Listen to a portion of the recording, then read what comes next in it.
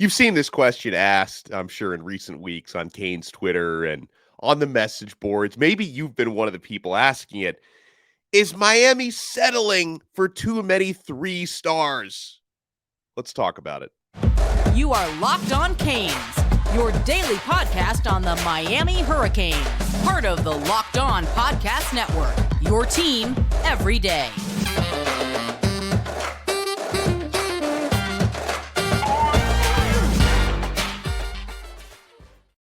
I am Alex Donno, University of Miami alumnus, longtime South Florida sports radio vet, and contributor to allhurricanes.com. And thank you so much to the everydayers for making Locked On Canes your first listen today. We are available free wherever you get your podcasts and available free on YouTube. Full disclosure, I will admit, when it comes to the star system, I use it to my advantage when it fits my argument. Of course, like when Miami starts landing 5-star players, and I think you're going to land some in this cycle, I'm going to brag about that. I'm going to flex the 5 stars. And then sometimes when you land 3 stars, I will try to justify why these players are underrated. If you don't take my word for it, I think you'll take this man's word for it, because our guest today, you guys know him and you love him. He does his own scouting. He eyeballs these players personally from all over the country, especially all over the area in the Southeast and South Florida. He is the foremost expert on this. And Larry Blustein, I hope I'm not putting words in your mouth, but I know you're not a big proponent of the whole star system. I mean, it's for the fans, but when you have actual individuals like yourself who go around the country scouting players, the star system is a bit of garbage when you really get down to it. Yeah, well, thanks really a lot for having us on again. Obviously, this is huge. The last couple of weeks, this whole month of May have been, as evaluation period. We have to kind of like look at the 2024 kids and make sure that, they're the guys that we thought that they were, and then kind of discover the 25 and 26 kids. And to answer your question, I mean, and you put it perfectly. It's sort of like the transfer portal. If you're getting kids taken from it, you don't like it too much. But right. if you're the receiver, you like it a lot. And certainly in the star system, like you said, if you get a deemed a 4 or 5 star, you're over the moon about it. But I've never been about that star system because I know how it's done. And it's not done from people who are, staying in hotels overnight and going out to 10 practices and doing this. It's just done from the internet because it's gotten, since the advent of, social media and the internet, things have gotten a little bit of lazy. And that's why I feel fortunate, because I stuck to the principles I did in 1970 when I started this. And you go and see, and, just traveling to places like Tampa and back, in the same day, and Orlando and back, just to see a kid practice, to me, it's everything. And, when people come up, and they always do, there's a lot of Miami fans that I know and that know me, and how are they doing? And I saw they got a guy and somebody told me that he's not that good. And, and I'm thinking, first of all, this is not the regimes of the past. They're not just going to go taking a guy just to fill a scholarship. It just won't happen. And, the reason why is because there's too much into the evaluation process. And look at the track record of Mario Cristobal, Alex Mirabal, all the guys that they have on staff, even your new coordinators, Dawson and Guidry. They've made their mark on evaluating and going to see kids. And that's why I think it's important for fans to understand that right now, as we speak, there are Miami coaches for the next 10 days that are everywhere. Yeah. Not just here in Florida, but everywhere. And they're using, their evaluation skills in Louisiana and out in California and everywhere. And so I'm just one, as you said, I'm old. You could call me OG, old school, played out, whatever, but I'll still stick to my guns of seeing the kids. Well, you're old school. You're definitely not played out. I could say that. It's okay. So kind of my hypothesis, Blue, is, and you outlined it pretty well, when you've got boots on the ground and you have coaches who are Yeah. really adept at scouting, and then you also have someone like Alonzo Highsmith on your staff who does just a ton of evaluation and watches Sure. a lot of film. I believe in certain cases, Miami just doesn't care how many stars a kid has. If they feel like this guy can play or he can't play, if he can play, we want to offer him. And I think in other cases, you can use the star system to your advantage. If you see someone who may be a 3-star right now, but hasn't earned that 4th star yet, but you think Right. he's gonna, you can get in on early on their recruitment, because there are certain players, Blue, 3 stars that Miami has taken and gotten verbal commitments from, who, if you look at their offer list, when they've been offered by schools like Georgia and Alabama and Florida State, in addition to Miami, you're thinking, okay, this player is probably going to earn his 4th star at some point this season. But Miami got ahead on this one. And I believe Right. one of those players that Miami got in kind of ahead of the pack on was the most recent verbal commit, Vincent Shavers, the linebacker, now at Miami Central, was playing at Pace before that. Everybody raves about this guy. I'm sure you've watched him extensively. Shavers, to me, that's one of these players where you kind of say, wait, 3-star? That doesn't even make any sense. He's 3-star because he didn't get the exposure. At Pace, they didn't really have a lot of kids that would bring in. I've followed him since youth football league, know the family really well. And, when he last spring, a year ago now, I was over at Pace and I was watching him, and there was a reason why he was there. He obviously his family loved the education that you get at a private school like that, a Catholic school, where that he uses those values. Just like when kids go to HBCU schools, they go there because of the things that you can learn and the cultures and the histories, and that's why you go to private schools. And you went to a private school, so you get those things out of it. But you can just tell the way he plays. Everybody thought he was smallish at the beginning, but then he went through a growth spurt, and obviously you go to Central and your game's going to rise. He's going to go up against better competition in practice. He's going to go against offensive linemen that are for the assignment are going to go after him. He probably never had that before at Pace. He was just used to, when somebody was taking him out, it was probably a running back or maybe even a tight end. But at that next level, offensive linemen pull and they get out. And if he's trying to make the play, he's going to have a 6'6", 6'5", 290-pound kid on his back. So he's a guy that, a very intelligent kid, very instinctual, and been playing this game at a high level for a long time. And let me tell you something, if I was into the star ranking, it wouldn't be a 3. That's for sure. Exactly. Yeah. And you know what, Alex, here's the thing too. And you brought it up, about Alonzo Highsmith and other people watching film and this and that. But the one thing, anybody could slap in a film and say, oh, that kid could tackle, or oh, he can run, or he could catch the ball, or he could throw. But the one thing you can't tell, and that's why I go and as you say, boots on the ground, character, because character could rip the entire team, in half. And, Jimbo Fisher, when he was with LSU, used to call me all the time. And we used to talk about, players in South Florida and what I thought about them. And he never asked me about how good they were or how fast they ran. We were always, what kind of friends does he have? What kind of student is he? During the game, like Teddy Bridgewater was a perfect example as a sophomore and junior. And here's a quarterback who kind of like sat off on the bench by himself, and instead of being with his receivers or being, and that's the thing that you have to watch for. And, obviously Teddy matured and somebody got in his ear and things changed. But those are the things, is this kid a team player? Because if they're not a team player, then why do you want them? I don't care. There's enough kids that run a 4.5 or a 4.4 and can catch and stuff. Why would you want a kid because he's deemed a 4-star who's, that's where Zach Thomas would have never been recruited. Back in the day, it was tough. Today, he'd be a 4 or 5-star because of the fact that look what he brought to the table. I don't care if he's 5'6" or 5'7" or 5'8" or what, but the very fact that his character, and that's where Ivy came in when they were recruiting him out of South Dade. People noticed that he went over and helped his teammates, put their jerseys on, or went over if somebody was down and got in their face and said, hey, listen, you know what? There's another play. You can't teach that. And those are things, if you see that adds an enhancement to the recruitability, because like I said, Alex, anybody could tell if the kid could run or he can catch from film, and film's like an enhancement.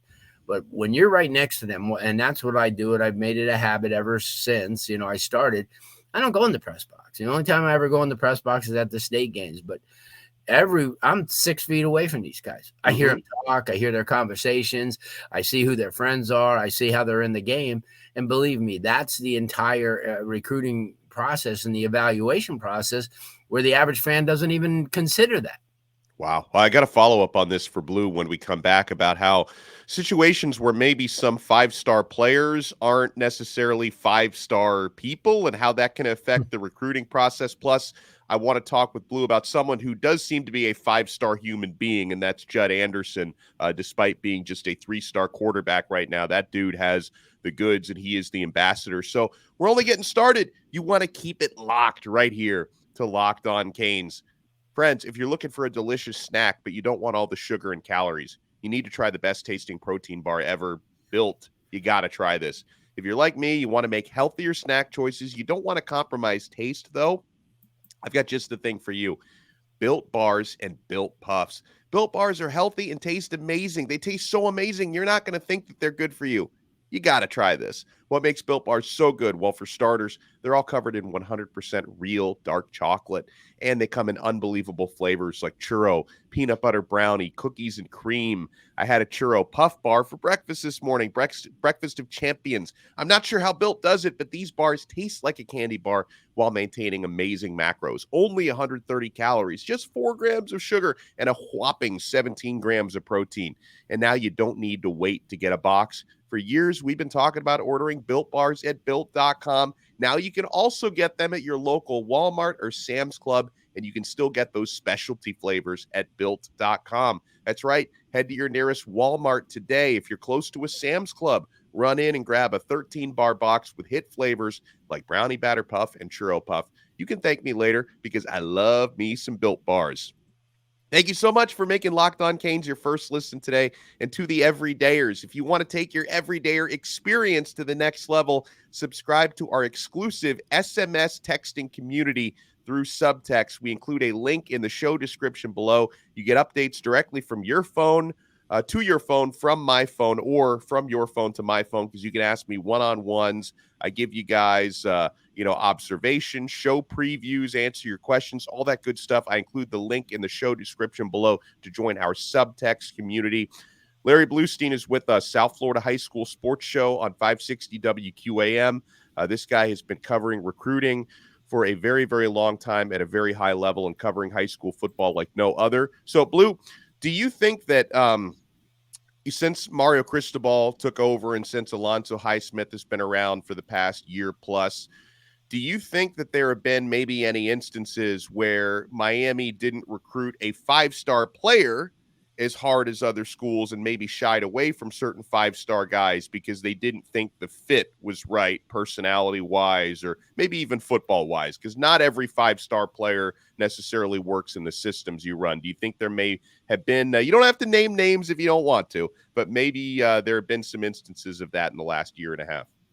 Yeah, I think so. It's just, I think that not just here, but any school is going to have that situation. And that's what that's why I keep saying, I wish I could outline the entire recruiting process, because it's not just becoming the X's and O's, but it's everything involved. And to me, that's how I would derive at a 5-star or a 4-star or 3, whatever they deem them. I wouldn't just do it because a kid ran a 4.37 and 4.4, and could catch the ball, because that may not be the equation of the entire football player. And like I said before in the last segment, you take a look at the evaluation period, and it goes way beyond the X's and O's. And the relationships are formed years and years in advance. And Vince Shavers just didn't become a Miami fan.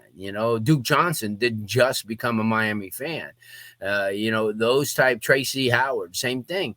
These guys have spent, you go back 5, 6 years, 7 years, and, it's a neat thing because a lot of the parents and a lot of people post pictures of the kids when they play youth football, and you can see a lot of these kids with wristbands and see. So it's kind of cultivated early in the process, and a lot of these kids, you can't point your finger, but they've had tough upbringings, I mean, and the very fact that they're getting grades and that they're participating, to me, is a huge step, because we hear about those guys, but we don't hear about a lot of the kids who are 10, 11, 12, 13-year-old phenoms who've fallen by the wayside for one reason or another. So yeah, it goes on everywhere. I just think that right now Miami's in that type of groove, and believe me, I could almost guarantee that somebody like Mario Cristobal never reads it.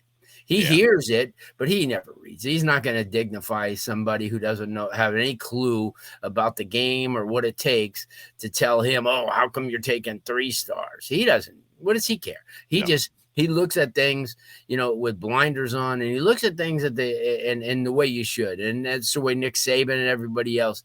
Let me evaluate the player. Who cares what some guy who runs a website deems them? I mean, I'm the football guy. I'm the guy that's going to the Hall of Fame. What do I need Joe Schmo, who never played it down or was a reserve, to tell me about a kid? Because they have nothing to lose. We have everything to lose if we miss on a kid. And that's why it's important.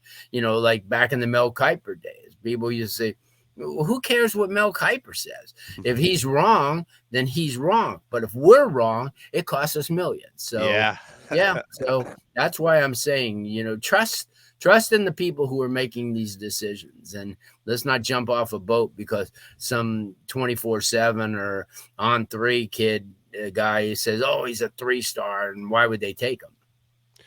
With each passing day, when you talk about, the people whose actual livelihoods are at stake in making these decisions, with each passing day, I understand more and more why Miami's coaches like Judd Anderson so much, the 2024 quarterback 3-star who's committed to Miami. Because I talked to Judd occasionally. He's been on this show a couple of times. And Blue, he treats like being a Hurricanes commit, that's like a full-time job for him. Like he's so involved in trying to reach out and recruit other players, and in kind of keeping Miami's got 8 verbal commits now for 2024. They're in a group chat together, and I know Judd's really involved in that. Like he's putting so much effort into being a Hurricane, even though he's technically not even a Hurricane yet. It's really remarkable. So I can understand, because he was on my radar before he committed, because I watched some of his tape, and 6'7". He's got really promising arm talent.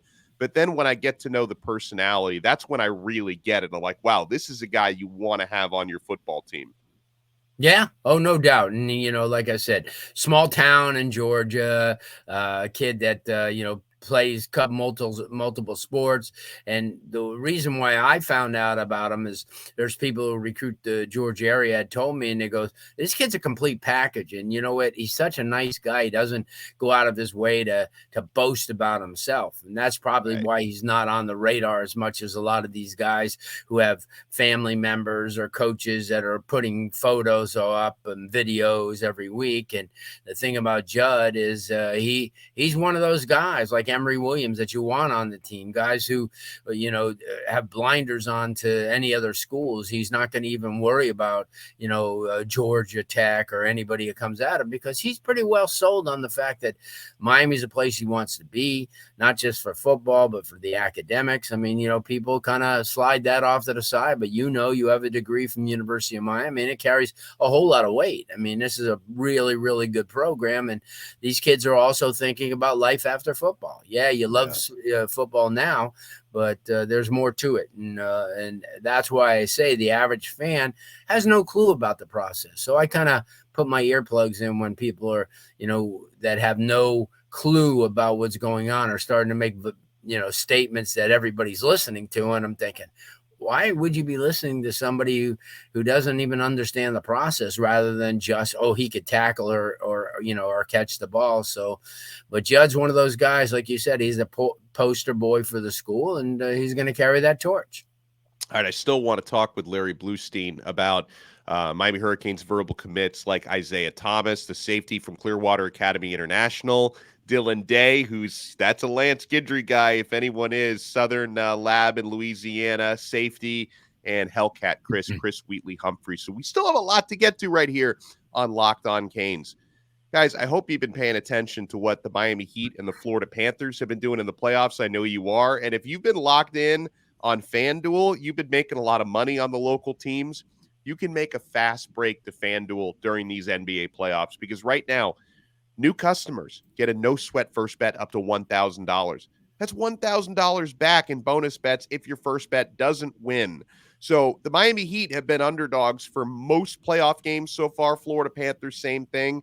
They have been shattering that. Whether you're betting the spreads or betting the money lines, even better. You've been doing so well on the Miami Heat and on the Florida Panthers. Let's keep this ride going. There is no better place to get all the playoff action than America's #1 sports book. So visit FanDuel.com/lockedon and get a no-sweat first bet up to $1,000. That means you have nothing to lose with that first bet. That's FanDuel.com/lockedon. FanDuel, official sports betting partner of the NBA. Thank you so much for making Locked On Canes your first listen today. For the everydayers, we got a lot planned this week. We will be talking scouting again later this week with Brian Smith. We're going to have a Truth Teller Tuesday with Bruce Warner. We're going to talk with Miami Hurricanes preferred walk-on quarterback Max Lawrence is going to join us this week. So we have a lot going on here on Locked On Canes, but we have Larry Blustein with us now. So Blue, some of the other three-star players Miami has taken that I'd love your opinion on. Let's talk about these defensive backs. Isaiah Thomas from Clearwater Academy International and Dylan Day from a great program up in Baton Rouge, Southern Lab. These are a couple of safeties. These are clearly players that Lance Guidry likes a lot. How do you think they're going to fit at Miami? Yeah, Tom is a very physical guy, 6'2", about 205, close to 210 pounds. The guy's got some really good cover skills, comes from a program a lot of people don't hear of, but it's a program that really plays a high-level schedule. A lot of kids on that team I think they have like 12 or 13 Power 5 type of kids on the team. That was where Mesidor was, right? Exactly. And there's a few guys. I mean, Florida State's taking advantage of it. A couple of other schools. This is a program where you take a look at some of the, like the coaching staff and these are kids that a lot of them come from Canada. Because in Canada, there's like a 12th grade, or a 13th grade in Canada. So a lot of kids are usually a year older. So they go to this school, get acclimated, to life, and then boom, move on. Then they don't have to go through the 13 grades, go into 12, and then move to the next level. But Isaiah, like I said, he's a guy that has played against some really good competition. He lined up last year against Venice and Lakeland, and they play. I know the coach is always forever looking for opponents. It's not always easy to get, opponents because they're an independent school. And they're a lot like IMG in the fact that you don't really, it's tough for them, because there's nothing. They don't play for a state title. They don't, because they're a sanctioned FHSA school, but they're not a participating member, as far as the playoffs. But the kids come there and they're, it's a lot like the IMG kids who are, a step above, and he certainly is. What about Dylan Day from Baton Rouge? Yeah, I talked about him a couple of times. To me, Southern Lab is one of those programs that in the Baton Rouge area that throughout the years have just put amazing talent. One of the guys that comes to mind is Frank Alexander, who was a defensive end, played in the NFL for quite a few years.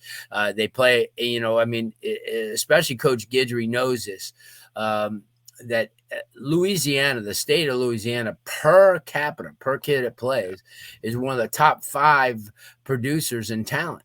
They'll go 1 to 110, 120 with anybody. Miami, Florida, Texas, California. It's just they don't have obviously the depth after that, and that's where Florida pretty much separates himself. This is a kid who's got extremely loose hips. He's a great cover corner. I think he's like 5'11", close to 170 now. I think I just think the world of him. He breaks on balls extremely well. He reads offenses. He played both ways. He played special teams. This is a guy that comes in, he's almost a plug and play kid. I mean, and that's why it's laughable that he's a 3-star. Yeah. I mean, this is a guy who's played at a high level competition. And that's the one thing, that these guys have to look at. And there's some of them are starting to look at it now. What area did he come from? What competition do you play? Because anybody could run fast or anybody could jump high, but do you have the heart to on a 4th and 1 to make a stop? And, I think Dylan's one of those guys. And I said it from the beginning, steal. He's a steal. And people don't realize it. And Hurricane fans, get your mind right. Don't be listening to people who don't know what they're saying, because you're going to get this guy that comes in and you're going to see, oh, geez, yeah, he's a player. And he's just a 3-star because he hadn't been watched enough. And that's right. That's to a fault. And, and obviously you were mentioned before, Chris Wheatley-Humphry, a guy that I've known since he was 2 years old. His dad played. Really? Dad was a running back, Rob, and a defensive back at South Broward High School, where he plays, ironically. He went to Dillard for a brief period, but the thing about Chris is, you go back to his youth football days, electrifying, extremely fast. Get him. He's the type of guy like a Chris Johnson that you want to get paired in space on, a linebacker, because he's going to just outrun him. But he's a good line from scrimmage runner, unlike a couple of the kids who have that speed and look to just, like the one thing that people don't realize about Chris Johnson is that he could break things outside real quick. I mean, he just ran a record time in the 200 meters over 10-2.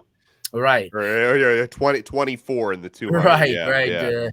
Right. Breaking Anthony Schwartz's record, and Anthony's from American Heritage and went on to Auburn, and now is in the NFL. So you take a look at somebody like Chris Wheatley-Humphry, and he's a guy that comes in. He's a quieter kid. He's not a boastful type of guy, but his dad does plenty of the bragging for him.